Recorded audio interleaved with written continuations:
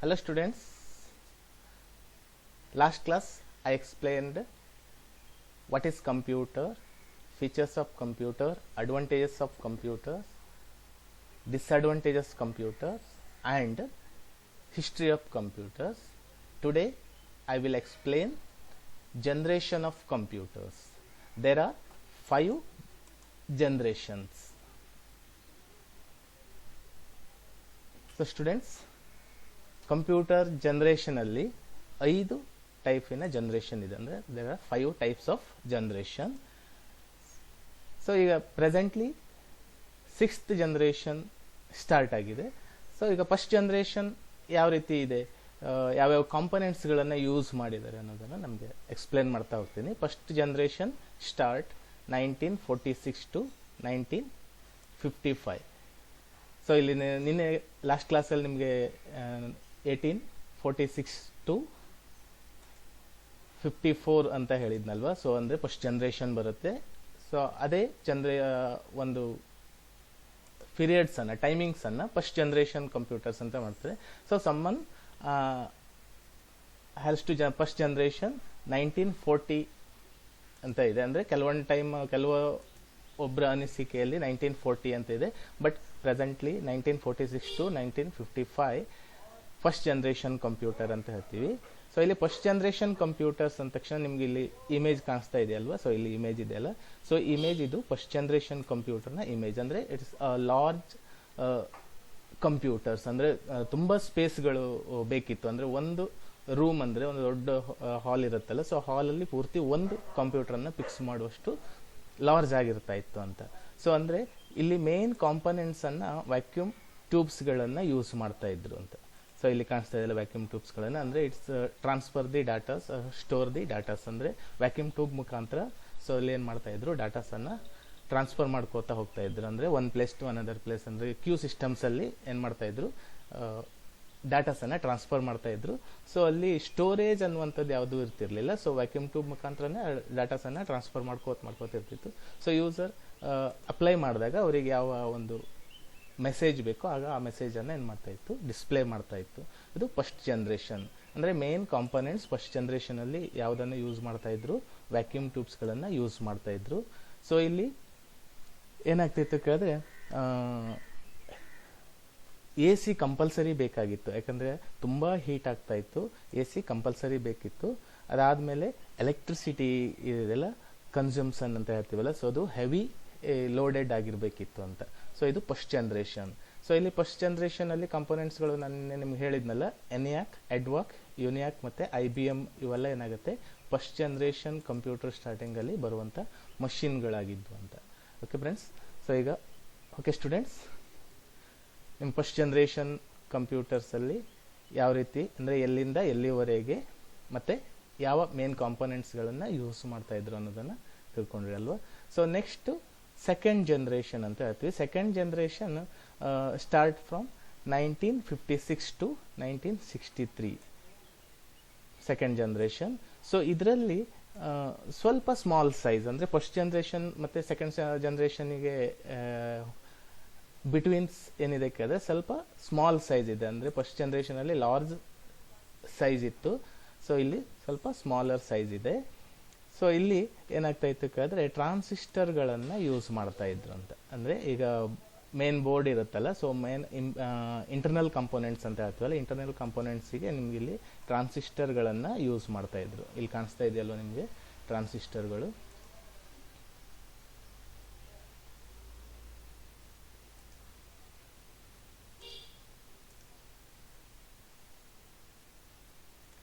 So ಇಲ್ಲಿ ಕಾಣಿಸ್ತಾ ಇದೆಯಲ್ವಾ. ಸೊ ಇದು ಟ್ರಾನ್ಸಿಸ್ಟರ್ಗಳನ್ನು ಸೆಕೆಂಡ್ ಜನರೇಷನಲ್ಲಿ ಯೂಸ್ ಮಾಡ್ತಾ ಇದ್ರು.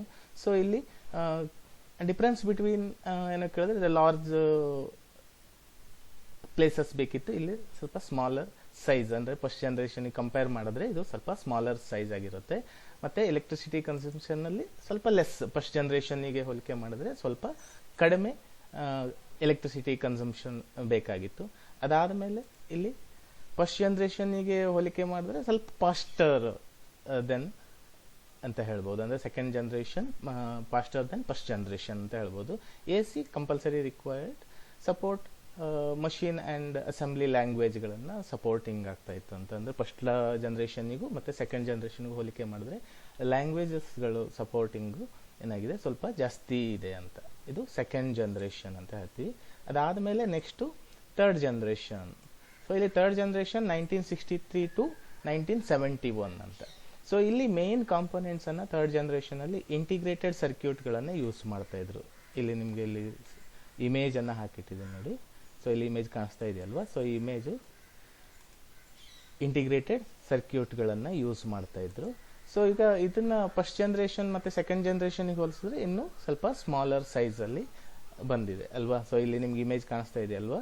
ಸೊ ಇಮೇಜು ನೋಡಿದಾಗ ನಿಮಗೆ ಫಸ್ಟ್ ಜನ್ರೇಷನ್ ಇಮೇಜಿಗೂ ಸೆಕೆಂಡ್ ಜನ್ರೇಷನ್ ಇಮೇಜಿಗೂ ಏನು ವ್ಯತ್ಯಾಸ ಇದೆ, ಇನ್ನು ಸ್ಮಾಲರ್ ಸೈಜಲ್ಲಿದೆ ಅಂತ ಅಲ್ವಾ. ಅದಾದಮೇಲೆ ಜನರೇಟೆಡ್ ಲೆಸ್ ಹೀಟ್, ಅಂದರೆ ಕಡಿಮೆ ಹೀಟನ್ನು ಇದು ಪ್ರೊಡ್ಯೂಸ್ ಮಾಡ್ತಾ ಇತ್ತು. ಅಂದರೆ ಫಸ್ಟ್ ಜನ್ರೇಷನ್ ಸೆಕೆಂಡ್ ಜನ್ರೇಷನ್ ಹೋಲಿಕೆ ಮಾಡಿದ್ರೆ ಇದು ಕಡಿಮೆ ಹೀಟನ್ನು ಇರುವಂಥದ್ದು, ಅಂದರೆ ಒಂದು ಡಿವೈಸ್ ಅಂತ.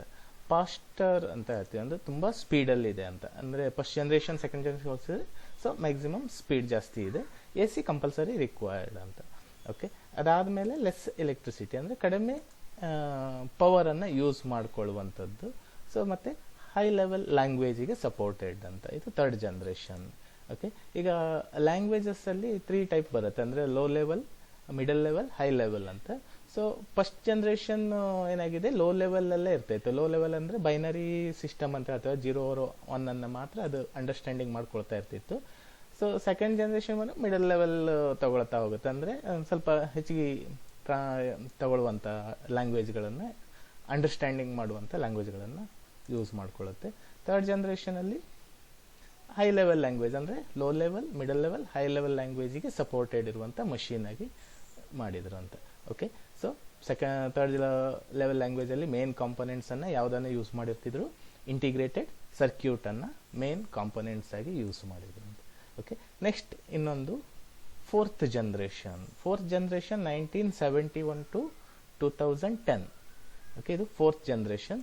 ಸೊ ಇಲ್ಲಿ ಮೇನ್ ಕಾಂಪೊನೆಂಟ್ಸು VLSI ಅಂತ. ಇಲ್ಲಿ ಚಿಪ್, ಸಿಲಿಕಾನ್ ಚಿಪ್ ಅಂತ ಬರುತ್ತಲ್ಲ, ಈ ಸಿಲಿಕಾನ್ ಚಿಪ್ಗಳನ್ನು ಯೂಸ್ ಮಾಡ್ಲಿಕ್ಕೆ ಸ್ಟಾರ್ಟ್ ಮಾಡಿದ್ರು. ಥರ್ಡ್ ಲೆವೆಲ್ ಜನ್ರೇಷನ್ ಇದೆಯಲ್ಲ, ಥರ್ಡ್ ಜನ್ರೇಷನ್ಗೂ ಇಲ್ಲಿ ಹೋಲಿಕೆ ಮಾಡಿದ್ರೆ ಏನಾಯ್ತು ಕೇಳಿದ್ರೆ, ಒಂದು ಚಿಪ್ಪನ್ನು ಮಾತ್ರ ಯೂಸ್ ಮಾಡ್ತಾ ಇದ್ರು. ಅಂದರೆ ಅದು 500 ಟ್ರಾನ್ಸಿಸ್ಟರ್ಗಳನ್ನು ಇರುವಂಥ ಒಂದು ಚಿಪ್ಪನ್ನು ಯೂಸ್ ಮಾಡ್ಕೊಳ್ತಾ ಇದ್ರು.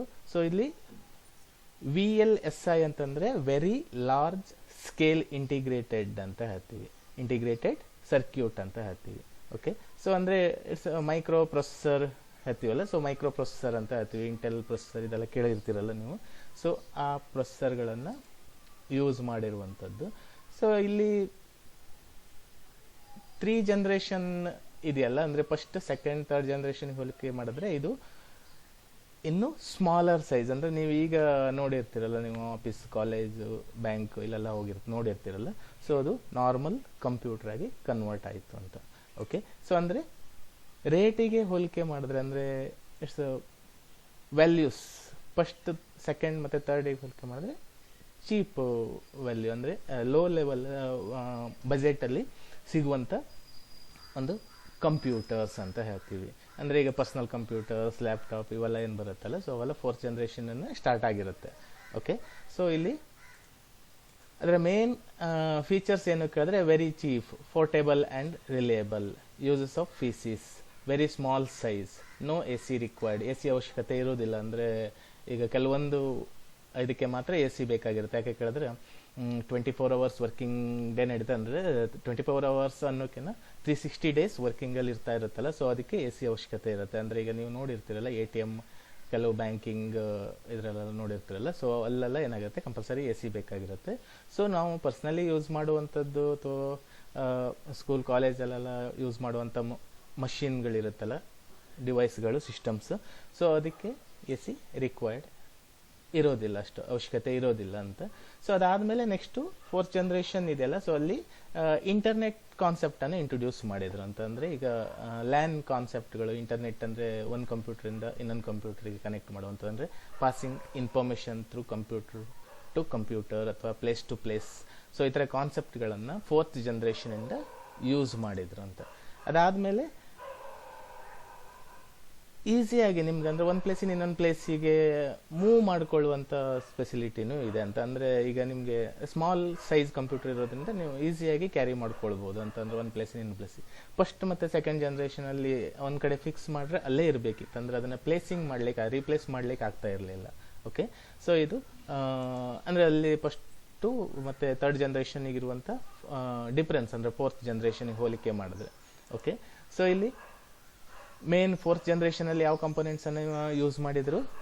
VLSI ಅನ್ನುವಂಥ ಕಾಂಪೊನೆಂಟ್ಸನ್ನು, ವೆರಿ ಲಾರ್ಜ್ ಸ್ಕೇಲ್ ಇಂಟಿಗ್ರೇಟೆಡ್ ಸರ್ಕ್ಯೂಟ್ಗಳನ್ನು ಯೂಸ್ ಮಾಡ್ತಾ ಹೋದ್ರು ಅಂತ. ಓಕೆ, ಸೊ ನೋಡಿದ್ರಲ್ಲ, ಸೊ ಸಿಲಿಕಾನ್ ಚಿಪ್ಸ್ಗಳಿರುತ್ತೆ, ಅಂದರೆ ಟ್ರಾನ್ಸಿಸ್ಟರ್ಗಳು ಅದರೊಳಗೆ ಫಿಕ್ಸ್ ಆಗಿರುತ್ತೆ ಅಂತ. ಓಕೆ, ಸೊ ಇದು fourth generation computers. Fourth generation computer already ಎಲ್ಲರೂ ನೋಡಿರ್ತೀರಿ ಅಲ್ವಾ. ಓಕೆ, ನೆಕ್ಸ್ಟ್ ಇನ್ನೊಂದು fifth generation. Fifth generation starts from 2010 to present ಅಂತಲೂ ಹೇಳ್ಬೋದು. ಓಕೆ, ಸೊ ಇಲ್ಲಿ ಫಿಫ್ತ್ ಜನ್ರೇಷನಲ್ಲಿ ಏನಾಗಿದೆ ಕೇಳಿದ್ರೆ ಆರ್ಟಿಫಿಷಿಯಲ್ ಇಂಟೆಲಿಜೆನ್ಸ್ ಅನ್ನುವಂಥ ಕಾಂಪೊನೆಂಟ್ಸನ್ನು ಯೂಸ್ ಮಾಡಿದ್ರೆ, ಅಂದರೆ ವಿತಿನ್ ಸೆಕೆಂಡಲ್ಲಿ ಐಡೆಂಟಿಫೈ ಮಾಡುವಂಥದ್ದು. ಈಗ ನೀವು ಕೆಲವೊಂದು ಇದರಲ್ಲೆಲ್ಲ ನೋಡಿರ್ತೀವಿ ಅಲ್ವಾ, ಸೊ ನಿಮ್ಮ ಫೇಸ್ ರೀಡಿಂಗ್ ಮಾಡುತ್ತೆ, ಇಲ್ಲ ಈಗ ಬಾರ್ಕೋಡ್ ರೀಡ್ ಈ ಥರ ಎಲ್ಲ ರೀಡ್ ಮಾಡುತ್ತಲ್ಲ, ಸೊ ವಿತಿನ್ ಸೆಕೆಂಡಲ್ಲಿ ಮಾಡುವಂಥದ್ದು. ಅಂದರೆ ಈಗ ನಮಗೆ 10,000 ಫಾರ್ಮ್ಸ್ ಅಂತ ಹೇಳ್ತೀವಿ, ಪ್ಯಾರಲಲ್ ಮಷಿನ್ ಅಂತ ಹೇಳ್ತೀವಿ, ಅಂದರೆ ಪರಮ್ಸ್ ಅಂತ ಹೇಳ್ತೀವಿ. ಸೊ ಅಷ್ಟು ಸೂಪರ್ ಕಂಪ್ಯೂಟರ್ಸ್ಗಳೆಲ್ಲ ಏನಿದೆಯಲ್ಲ, ಸೊ ಅದು ಫಿಫ್ತ್ ಜನ್ರೇಷನಿಂದ ಸ್ಟಾರ್ಟ್ ಆಗಿರುತ್ತೆ. ಅಂದರೆ 10,000 ಪ್ಯಾರಲಲ್ ಮಷಿನ್ ಅಂತ, ಅಂದರೆ ಅಷ್ಟು ಸ್ಪೀಡಲ್ಲಿ, ಅಂದರೆ ನಾವು ಹಿಂಗೆ ಕಣ್ಣು ಮುಚ್ಚಿ ಬಿಡೋಷ್ಟೊತ್ತಿಗೆ ಅದೇನಾಗುತ್ತೆ ಅಂದರೆ ಅದು ಆ್ಯಕ್ಟಿವ್ ಆಗಿಬಿಡುತ್ತೆ ಅಂತ. ಸೊ ಅಷ್ಟು ವರ್ಕಿಂಗ್ ಸ್ಪೀಡಲ್ಲಿರುವಂಥ ಒಂದು ಜನ್ರೇಷನ್ ಅದು ಫಿಫ್ತ್ ಜನ್ರೇಷನ್ ಆಗಿರುತ್ತೆ. ಸೊ ಅಲ್ಲಿ ಮೇನ್ ಕಾಂಪೊನೆಂಟ್ಸ್ ಆರ್ಟಿಫಿಷಿಯಲ್ ಇಂಟೆಲಿಜೆನ್ಸ್ ಅಂತ.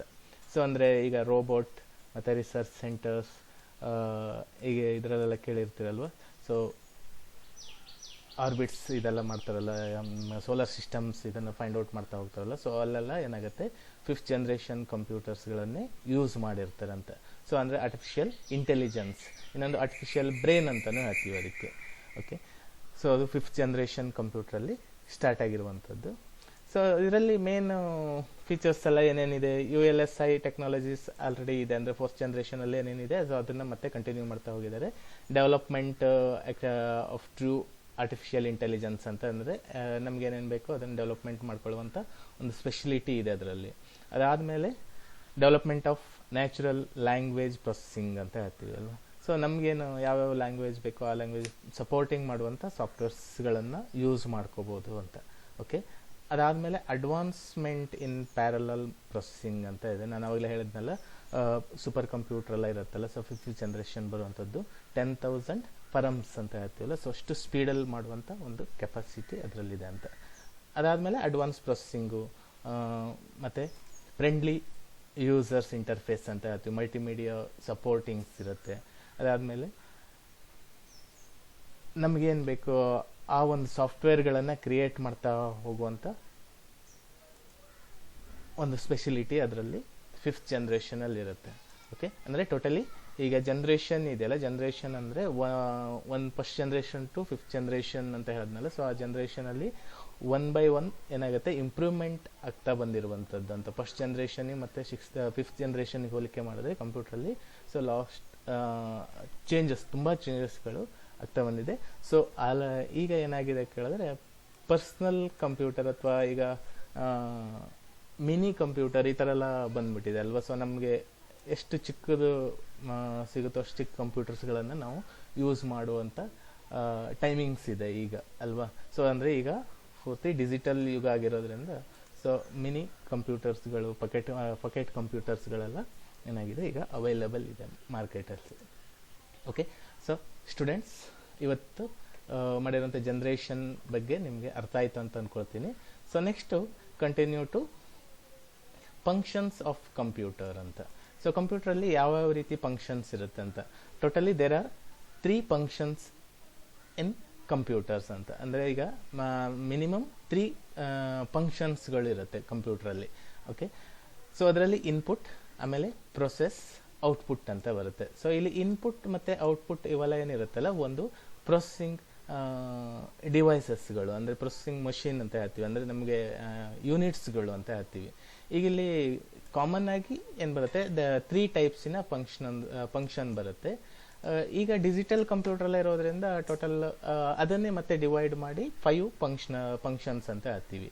ಸೊ ಅಂದರೆ ಒಂದು take input datas, store data instructions or memory passing to memory, ಆಮೇಲೆ ಪ್ರೊಸೆಸ್ ಡಾಟಾಸ್, ಆಮೇಲೆ ಜನರೇಟ್ ದಿ ಔಟ್ಪುಟ್, ಅದಾದಮೇಲೆ next controls all above the 4 ಇದಂತ ಹೇಳಿದ್ನಲ್ಲ, ಅಂದರೆ ಈಗ ಇನ್ಪುಟ್ಟು, ಪ್ರೊಸೆಸಿಂಗ್ ಮತ್ತು ಮೆಮೊರಿ ಇವೆಲ್ಲವನ್ನು ಕಂಟ್ರೋಲ್ ಮಾಡುವಂಥ ಯೂನಿಟ್ಸ್ಗಳಿರುತ್ತೆ. ಅಂದರೆ ಒಂದೊಂದು ಯೂನಿಟ್ಸ್ಗಳು ಒಂದೊಂದು ಥರ ವರ್ಕನ್ನು ಮಾಡ್ತಾ ಹೋಗುತ್ತೆ ಅಂತ, ಡಿಫ್ರೆಂಟ್ ವರ್ಕನ್ನು ಮಾಡ್ತಾ ಹೋಗುತ್ತೆ. ಸೊ ನಿಮಗೆ ಇಲ್ಲಿ ಫಂಕ್ಷನ್ ಆಫ್ ಕಂಪ್ಯೂಟರ್ ಅಂತ ಮಾಡಿ ನಾನು ಒಂದು ಫ್ಲೋ ಚಾರ್ಟನ್ನು ಹಾಕಿದ್ದೀನಿ. ಇಲ್ಲಿ ಫಸ್ಟ್ ಏನಾಗುತ್ತೆ ಕೇಳಿದ್ರೆ ಇನ್ಪುಟ್ ಫಂಕ್ಷನ್ ಅಂತ ಹೇಳ್ತೀವಿ. ಇನ್ಪುಟ್ ಫಂಕ್ಷನ್ ಅಂತಂದರೆ so user pass the instruction pass ಮಾಡ್ಲಿಕ್ಕೆ ಯೂಸ್ ಮಾಡುವಂಥ ಮಷೀನ್ಗಳನ್ನು ಇನ್ಪುಟ್ಟಲ್ಲಿ ಸೆಟ್ ಮಾಡ್ಕೊಳ್ಳುವಂಥದ್ದು. ಅಂದರೆ ಈಗ ಕೀಬೋರ್ಡ್ ಇರ್ಬೋದು, ಮೌಸ್ ಇರ್ಬೋದು, microphone, scanner, camera, sensor, any devices, ಅಂದರೆ ಈಗ ನಾವು ಗೇಮಿಂಗ್ ಡಿವೈಸ್ ಎಲ್ಲ ಬರುತ್ತಲ್ಲ, ಸೊ ಅದೆಲ್ಲ ಇನ್ಪುಟ್ ಫಂಕ್ಷನ್ ಅಲ್ಲಿ ಬರುವಂಥದ್ದು. ಸೊ ಯೂಸರ್ ಟ್ರಾನ್ಸ್ಫರ್ ಮಾಡುವಂಥ ಇನ್ಫಾರ್ಮೇಷನನ್ನು ಅದೇನು ಮಾಡುತ್ತೆ, ಪ್ರೊಸೆಸಿಂಗ್ ಕಳಿಸುವಂಥದ್ದು. ಓಕೆ, ಸೊ ಅದು ಇನ್ಪುಟ್ ಫಂಕ್ಷನ್ ಅಂತ ಹೇಳ್ತೀವಿ. ಪ್ರೊಸೆಸಿಂಗ್ ಡಾಟಾಸ್ ಅಂತ ಹೇಳ್ತೀವಿ. ಇಲ್ಲಿ ಪ್ರೊಸೆಸಿಂಗ್ ಡಾಟಾಸ್ ಮಾಡುವಾಗ ಏನಿರುತ್ತೆ, ಸ್ಟೋರೇಜ್ ಬರುತ್ತೆ. ಈಗ ALU arithmetic logical unit, memory unit, MU ಅಂತ ಹೇಳ್ತೀವಲ್ಲ, ಮೆಮೊರಿ ಯೂನಿಟ್ಸ್, ಇವೆಲ್ಲದು ಬರುತ್ತೆ. ಸೊ ಅದರಲ್ಲಿ ಏನಾಗುತ್ತೆ, ರ್ಯಾಮ್ ರೋಮ್ಗಳಿರುತ್ತೆ. ಪ್ರೊಸೆಸಿಂಗ್ ಡಾಟಾ ಮಾಡುವಾಗ ರ್ಯಾಮ್ ರೋಮ್ ಎಲ್ಲ ಬರುತ್ತೆ, ರ್ಯಾಂಡಮ್ ಆಕ್ಸೆಸ್ ಮೆಮೊರಿ ಮತ್ತು ರೀಡ್ ಓನ್ಲಿ ಮೆಮೊರಿ ಬರುತ್ತೆ. ಸೊ ಟೋಟಲಿ ಡಾಟಾ ಸ್ಟೋರೇಜ್ ಮಾಡುವಂಥ ಯೂಸ್ ಮಾಡೋಕ್ಕೆ ನಾವು ಬಳಸುವಂಥ ಡಿವೈಸಸ್ಗಳು ಯಾವ್ಯಾವುದನ್ನು ಬಳಸ್ಕೊಳ್ತೀವಿ, HDD ಹಾರ್ಡ್ ಡಿಸ್ಕ್ ಡ್ರೈವ್, ಆಮೇಲೆ STD memory cards, pen drive, optical disk, USB disk, ಇವೆಲ್ಲ ಏನು ಬರುತ್ತಲ್ಲ, ಸೊ ಅವೆಲ್ಲ ಪ್ರೊಸೆಸಿಂಗ್ ಮಾಡುವಂಥದ್ದು, ಅಂದರೆ ಡಾಟಾ ಪ್ರೊಸೆಸಿಂಗ್ ಸ್ಟೋರೇಜ್ ಯೂನಿಟ್ಸಲ್ಲಿ ಬರುವಂಥದ್ದು. ಓಕೆ, ಅದಾದಮೇಲೆ ಔಟ್ಪುಟ್ ಅಂತ ಅಂದರೆ ನಾವು ಇನ್ಸ್ಟ್ರಕ್ಷನನ್ನು ಇನ್ಪುಟಿಗೆ ಪಾಸ್ ಮಾಡ್ತೀವಿ, ಅಲ್ಲಿಂದ ಅದೇನು ಮಾಡುತ್ತೆ, ಪ್ರೊಸೆಸಿಂಗ್ ಕಳಿಸುತ್ತೆ. ಸೊ ಅದಾದಮೇಲೆ ಟ್ರಾನ್ಸ್ಫರ್ ಟು ಔಟ್ಪುಟ್ ಫಂಕ್ಷನ್ಸ್ ಅಂತ. ಸೊ ಔಟ್ಪುಟ್ ಫಂಕ್ಷನಲ್ಲಿ ನಮಗೇನು ಮಾಡುತ್ತೆ, ಡಿಸ್ಪ್ಲೇಯಿಂಗ್ ರಿಸಲ್ಟ್. ಈಗ ಮಾನಿಟರ್ ಥ್ರೂ ಇರ್ಬೋದು, ಪ್ರಿಂಟರ್ ಥ್ರೂ ಮಾಡ್ಬೋದು, ಇಲ್ಲ ಪ್ರೊಜೆಕ್ಟರ್ ಥ್ರೂ ಔಟ್ಪುಟ್ಟನ್ನು ಮಾಡ್ಕೋಬೋದು. ಸೊ ಇವೆಲ್ಲ ಏನಾಗುತ್ತೆ, ಔಟ್ಪುಟ್ ಫಂಕ್ಷನ್ಸ್ ಅಂತ ಹೇಳ್ತೀವಿ. So friends, students, function of ಕಂಪ್ಯೂಟರ್ಸಲ್ಲಿ ಯಾವ ಥರ ಎಷ್ಟು ಫಂಕ್ಷನ್ಸ್ಗಳು ಬರುತ್ತೆ, 3 ಫಂಕ್ಷನ್ಸ್ ಬರುತ್ತೆ. ಅದರಲ್ಲಿ ಸಬ್ ಫಂಕ್ಷನ್ಗಳು ಮತ್ತೆ ಆ್ಯಡ್ ಆಗ್ತಾ ಹೋಗುತ್ತೆ ಅಂತ. Okay, so next application of computers, ಅಂದರೆ ಕಂಪ್ಯೂಟರ್ನ ಅಪ್ಲಿಕೇಶನ್ಸ್ ಅಥವಾ ಯೂಸಸ್ ಆಫ್ ಕಂಪ್ಯೂಟರ್ಸ್ ಅಂತಲೂ ಹೇಳ್ಬೋದು. ಇಲ್ಲಿ ಅಂದರೆ ಯಾವ್ಯಾವ ಪ್ಲೇಸಸ್, ಯೂಸಿಂಗ್ ಪ್ಲೇಸಸ್ ಅಂತಲೂ ಹೇಳ್ಬೋದು. ಯಾವ ಪ್ಲೇಸಲ್ಲಿ ಅದನ್ನು ಕಂಪ್ಯೂಟರ್ಸನ್ನು ಈಗ ನಾವು ಯೂಸ್ ಮಾಡ್ಕೊಳ್ತಾ ಇದ್ದೀವಿ. ಮೊದಲನೇದಾಗಿ ಬಿಸ್ನೆಸ್ ಸೆಕ್ಟರಲ್ಲಿ ಅಲ್ವಾ. ಸೊ ಇಲ್ಲಿ ಬಿಸ್ನೆಸ್ ಸೆಕ್ಟರಲ್ಲಿ ಯಾವ್ಯಾವುದಕ್ಕೆ, ಈಗ ಬಜೆಟಿಂಗ್ ಮಾಡಲಿಕ್ಕೆ, ಸೇಲ್ಸ್ ಅನಲೈಸಿಸ್ ಮಾಡಲಿಕ್ಕೆ, ಆಮೇಲೆ ಸ್ಟೂಡೆಂಟ್ ಈ ಥರ ಎಲ್ಲ ಎಂಟ್ರಿ ಎಲ್ಲ ಮಾಡ್ತಾ ಹೋಗ್ತೀವಲ್ಲ, ಸೊ ಆ ಥರದ್ದು. ಎಂಪ್ಲಾಯ್ ಡಾಟಾಬೇಸನ್ನು ಮಾಡಲಿಕ್ಕೆ, ಮೇಂಟೆನೆನ್ಸ್ ಸ್ಟಾಕ್ ಮಾಡಲಿಕ್ಕೆ, ಇಂಪೋರ್ಟ್ ಎಕ್ಸ್ಪೋರ್ಟ್ ಮಾಡ್ಕೊಳ್ಳಿಕ್ಕೆ. ಸೊ ಇವೆಲ್ಲ ಏನಾಗುತ್ತೆ, ಬಿಸ್ನೆಸ್ ಪರ್ಪೋಸಿಗೆ ಯೂಸ್ ಮಾಡುವಂಥದ್ದು. ಇನ್ನೊಂದು ಬ್ಯಾಂಕಿಂಗ್ ಸೆಕ್ಟರ್ ಅಂತ ಹೇಳ್ತೀವಿ. ಬ್ಯಾಂಕಿಂಗ್ ಸೆಕ್ಟರಲ್ಲಿ ಯಾವ್ಯಾವುದಕ್ಕೆ, ಈಗ ಆನ್ಲೈನ್ ಅಕೌಂಟಿಂಗ್ ಮಾಡಲಿಕ್ಕೆ, ATM ಮಷೀನನ್ನು ವರ್ಕ್ ಮಾಡಲಿಕ್ಕೆ, ಅದಾದಮೇಲೆ ಆನ್ಲೈನ್ ರಿಪೋರ್ಟ್ಗಳನ್ನು ಸಬ್ಮಿಟ್ ಮಾಡಲಿಕ್ಕೆ. ಈಗ ನಿಮಗೆ ಪಾಸ್ಬುಕ್ ಎಂಟ್ರೀಸ್ ಎಲ್ಲ ಮಾಡ್ಕೊಳ್ತೀರಲ್ಲ, ಸೊ ಪಾಸ್ಬುಕ್ ಎಂಟ್ರೀಸ್ ಮಾಡುವಂಥ ಮಷೀನನ್ನು, ಅಂದರೆ ಈಗ ಪ್ರಿಂಟರ್ಸನ್ನು ಯೂಸ್ ಮಾಡಿ ಅದಕ್ಕೆ ಥ್ರೂ ಕಂಪ್ಯೂಟರ್ ಥ್ರೂ ಪ್ರಿಂಟರಿಗೆ ಮಾಡುವಂಥದ್ದು. ಅದಾದಮೇಲೆ ನೆಕ್ಸ್ಟ್ ಎಕ್ಸ್ಟ್ರಾ ಇನ್ಶೂರೆನ್ಸ್. ಈಗ ಇನ್ಶೂರೆನ್ಸ್ ಪಾಲಿಸಿ ನಿಮ್ಮದು ಡ್ಯೂ ಆಗಿದ್ದರೆ ಇನ್ಶೂರೆನ್ಸ್ ಡ್ಯೂ ಆಗಿದೆ ಅಂತ ಹೇಳಲಿಕ್ಕೆ, ಅಥವಾ ನೀವು ಕಟ್ಟಿರೋ ಅಮೌಂಟನ್ನು ರಿಸೀವ್ ಮಾಡ್ಕೊಳ್ಳಿಕ್ಕೆ ಯೂಸ್ ಮಾಡುವಂಥದ್ದು. ಎಜುಕೇಷನ್, ನೆಕ್ಸ್ಟ್ ಇನ್ನೊಂದು ಎಜುಕೇಷನ್ ಅಂತ ಹೇಳ್ತೀವಿ. ಎಜುಕೇಷನಲ್ಲಿ ನಿಮ್ಗೆ ಗೊತ್ತಿದೆ ಅಲ್ವಾ, ಸೊ ನಿಮಗೆ ಸ್ಟೂಡೆಂಟ್ ಡಾಟಾಸನ್ನು ಮೇಂಟೈನ್ ಮಾಡುವಂಥದ್ದು, ಸೊ ಇಲ್ಲ ಸ್ಟೂಡೆಂಟ್ ರಿಸಲ್ಟ್ಸನ್ನು ಅಪ್ಲೋಡ್ ಮಾಡುವಂಥದ್ದು, ಅದಾದಮೇಲೆ ನಿಮಗೆ ಬೇಕಾಗಿರೋ ನೋಟ್ಸನ್ನು ಪ್ರಿಪೇರ್ ಮಾಡುವಂಥದ್ದು. ಸೊ ಇವೆಲ್ಲ ಏನಾಗುತ್ತೆ, ಸೊ ಎಜುಕೇಷನ್ ಸೆಕ್ಷನ್ಗೆ ಬರುವಂಥದ್ದು. ಮಾರ್ಕೆಟಿಂಗ್, ಈಗ ಸೇಲ್ಸ್ ಮತ್ತು ಪರ್ಚೇಸ್ ಇದೆಲ್ಲ ಮಾಡಲಿಕ್ಕೆ. ಹೆಲ್ತ್ ಕೇರ್, ಮೆಡಿಕಲ್ ಸೆಕ್ಷನಲ್ಲಿ ಯೂಸ್ ಮಾಡುವಂಥದ್ದು.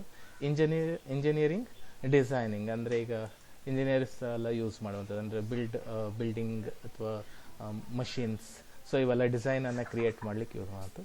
ಅದಾದಮೇಲೆ ಮಿಲಿಟರಿ ಸೆಕ್ಷನ್ನಲ್ಲೂ ಯೂಸ್ ಮಾಡ್ತಾರೆ. ಯಾಕೆ ಕೇಳಿದ್ರೆ, ಸೊ ಇಲ್ಲಿ ಕಮ್ಯುನಿಕೇಟ್ ಮಾಡಲಿಕ್ಕೆ, ಅಂದರೆ ಒಂದು ಪ್ಲೇಸ್ ಟು ಇನ್ನೊಂದು ಪ್ಲೇಸನ್ನು ಕಮ್ಯುನಿಕೇಟ್ ಮಾಡ್ತಾ ಹೋಗ್ತೀವಲ್ಲ, ಸೊ ಯಾರ್ಯಾರು ಎಲ್ಲೆಲ್ಲಿದ್ದಾರೆ ಮಿಲಿಟರಿ ಅವರು, ಸೊ ಅದನ್ನು ಮತ್ತು ಯಾವ ರೀತಿ ಔಟ್ಸೈಡ್ ಅಂದರೆ ಔಟ್ಸೈಡ್ ಕಂಟ್ರೀಸಿಂದ ನಮಗೆ ಏನಾದರೂ ತೊಂದರೆ ಇದೆಯಾ, ಸೊ ಅವೆಲ್ಲ ಅಬ್ಸರ್ವ್ ಮಾಡಲಿಕ್ಕೆ ಮಿಲಿಟರಿ ಸೆಕ್ಷನಲ್ಲಿ ಯೂಸ್ ಮಾಡ್ತಾರೆ. ಅದಾದಮೇಲೆ ಕಮ್ಯುನಿಕೇಟ್ ಮಾಡಲಿಕ್ಕೆ ಒಂದು ಪ್ಲೇಸ್ ಟು ಇನ್ನೊಂದು ಪ್ಲೇಸ್ ಅಥವಾ ಒಂದು computer another computer data transferring ಮಾಡಲಿಕ್ಕೆಲ್ಲ ಯೂಸ್ ಮಾಡ್ಕೋಬೋದು.